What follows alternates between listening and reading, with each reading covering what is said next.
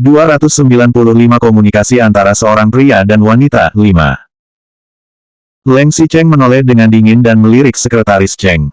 Ia bahkan tidak repot-repot untuk menjawabnya. Leng Xicheng bersandar dengan lesu pada kursi putar di belakangnya, meletakkan satu tangan di atas meja, dan sedikit mengangkat dagunya sambil berkata, "Kalau begitu, Su Zipei terpilih menjadi bintang iklan kali ini. Bagi yang keberatan, silakan angkat tangan." Suasana menjadi hening tanpa suara. Jari ramping Leng Xicheng mengetuk meja dengan lembut dan ia berkata lagi, "Kalau begitu, telah dipastikan kita akan memilih Su Zipei. Hubungi agennya dan mulai atur pekerjaannya." Kebetulan saat ini asisten sopir Su Zipei mengalami kecelakaan mobil. Jika mereka melaksanakan pekerjaan dengan baik, hal ini akan menjadi situasi yang menguntungkan untuk kedua pihak. Leng Xicheng mengangguk dan melihat ke sekeliling, apakah masih ada pertanyaan? Para direktur saling memandang satu sama lain dan menggelengkan kepala. Salah satu direktur yang mengerti masih menyanjung dan berkata, "Kami selalu yakin dengan visi Presiden Leng." Leng Xicheng menarik kembali pandangannya dengan puas, lalu berkata dengan dingin, "Bukankah kita perlu melihat proposal perencanaan? Bawa ke sini dan mari kita lihat." Sekretaris Cheng sekarang baru menghela napas lega. Untungnya Sekretaris Cheng pintar dan telah mencetak banyak proposal perencanaan untuk diberikan satu persatu kepada setiap direktur. Saat Sekretaris Cheng membagikan proposal hingga di depan Leng Xicheng, ia malah melipat kakinya dan bersandar ke belakang dengan nyaman. Leng Xicheng meletakkan satu tangan di sandaran lengan kursi, sedikit mengangkat jari-jarinya yang terletak di atas meja, dan berkata, "Buatkan aku secangkir kopi.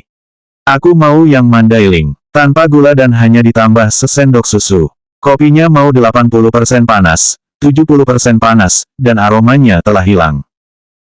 Setelah Leng Xicheng menyelesaikan kata-kata itu, ia mengayunkan tangannya dengan jijik, "Pergilah." Sekretaris Cheng hanya bisa mundur dan membuat kopi sesuai permintaan Leng Xicheng, kemudian menyajikannya dengan hati-hati. Leng Xicheng masih duduk di kursi putar sambil menyandarkan kepala di sandaran kursi. Saat ia mencium aroma kopi, ia juga tidak meminumnya. Ia hanya membuka matanya dan bertanya, "Apakah kalian sudah selesai melihat kedua proposal perencanaannya? Bagaimana perasaan kalian?" Seorang direktur yang bermarga Jiang menjawab, "Keduanya memiliki keunikan dan kelebihan masing-masing. Yang satunya megah, sedangkan satunya lagi segar dan tenang. Jika memilih proposal rencana yang sesuai dengan citra grup Leng kita, menurut saya yang lebih besar akan lebih tepat. Hanya saja, proposal yang idenya lebih besar ini membutuhkan biaya 2 kali lipat lebih tinggi dari proposal rencana yang kedua. Tapi, jika ingin mendapatkan hasil yang baik, sedikit lebih mahal juga bisa diterima." Setelah Direktur Jiang menyelesaikan kata-katanya, ada beberapa orang yang juga setuju dengan opininya. Leng Xicheng mengangkat alisnya dan melihat, lalu berkata, "Oh, tampaknya Direktur Jiang, Direktur Yu, Direktur Zhang mendukung proposal rencana pertama. Kalau begitu, saya harus melihatnya." Di saat yang sama, pertemuan juga diadakan di ruang rapat Sui. "Kakak Xicheng pasti akan memilih proposal rencanaku," kata Su Zijin dengan ekspresi yakin. Ia pergi belajar di luar negeri selama 3 tahun dan meskipun selama itu ia juga bermain-main, setidaknya ia juga telah melihat pasaran. Amerika Serikat merupakan negara yang ramai dan makmur. Meskipun perusahaan periklanan mendapat kemenangan dengan kreativitas, semua pemotretan mengambil gambar yang indah dan cantik.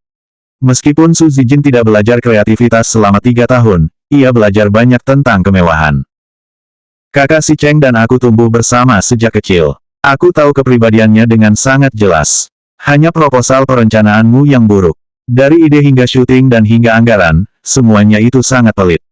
Bagaimana bisa cocok dengan status grup Leng? Dan juga dengan kakak Zipei yang berstatus Ratu Film Cannes?"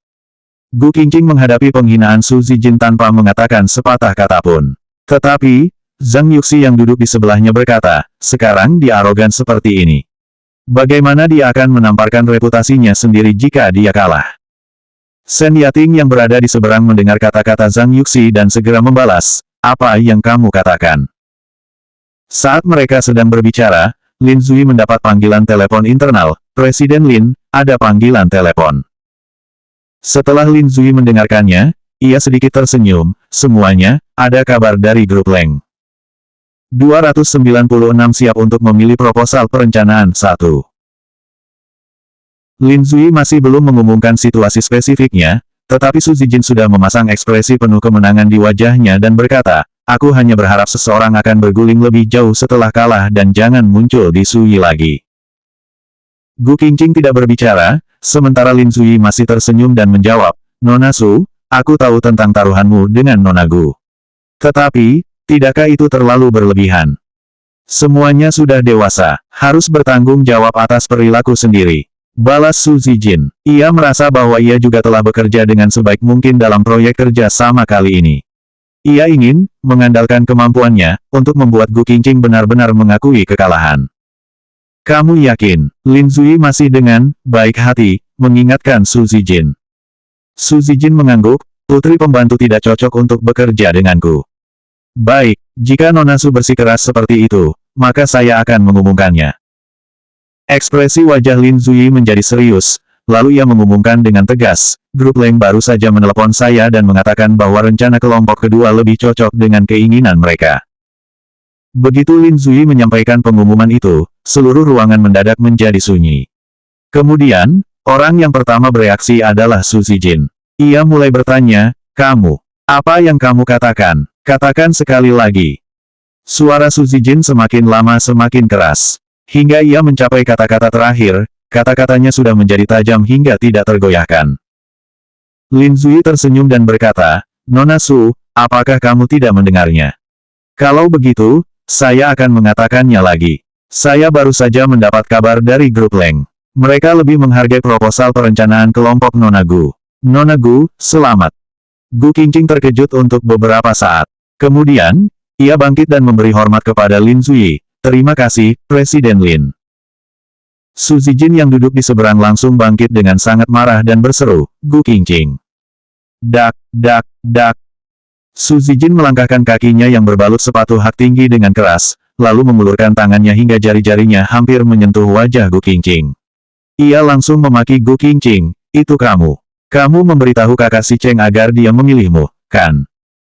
Gu Qingqing melirik ke samping, melirik Su Zijin dengan dingin, dan terlalu malas untuk berbicara dengannya. Tak disangka, kamu menggunakan cara tercela seperti ini untuk menang melawanku. Hardik Su Zijin. Su Zijin benar-benar terbakar amarah. Ia mengangkat tangannya dan hendak menamparkan Gu Qingqing. Namun, ketika ia mengangkat tangannya di udara, tiba-tiba seseorang menghentikannya. Orang itu adalah Lin Zui. Ia meraih pergelangan tangan Su Zijin dan menegur, Nona Su, sekarang masih rapat. Su Zijin sangat marah dan berkata, siapa yang ingin bekerja dengan kalian di sini? Penghasilan sebulan dari sini pun tidak cukup untuk membeli sepasang sepatu atau sebuah tas. Nona Su, jika kamu tidak percaya, kamu bisa bertanya pada kakak si Cheng mu secara pribadi, kata Lin Zui.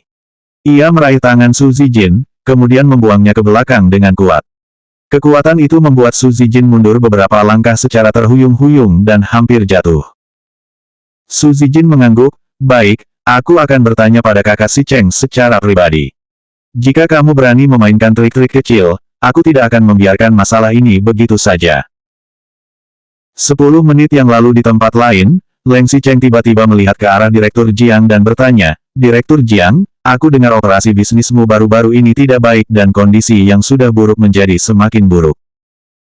Begitu Leng Xicheng membahas tentang ini, Direktur Jiang juga terlihat khawatir dan menjawab, iya. Apakah Presiden Leng memiliki ide yang bagus? Leng Xicheng mengangguk dengan tegas, ada. Direktur Jiang tampak terkejut, benarkah? Leng Xicheng berkata dengan dingin, kamu jual perusahaannya, gunakan semua uangnya untuk membeli saham grup Leng. Dengan kemampuan pertimbanganmu itu, kamu tidak gagal dalam beberapa tahun sebelumnya. Itu benar-benar adalah akumulasi kebajikan baik dari leluhurmu. Leng Xicheng mengatakan itu sambil menutup kedua dokumen kontrak itu dan melemparkannya ke meja, hubungi kelompok kedua Sui. Di masa depan, jangan ganggu aku dengan hal-hal yang begitu jelas. Apakah masih ada pertanyaan lain? Setelah menyelesaikan kata-kata itu, Leng Xicheng langsung menerima sebuah panggilan telepon. Selanjutnya bab 297 siap untuk memilih proposal perencanaan 2.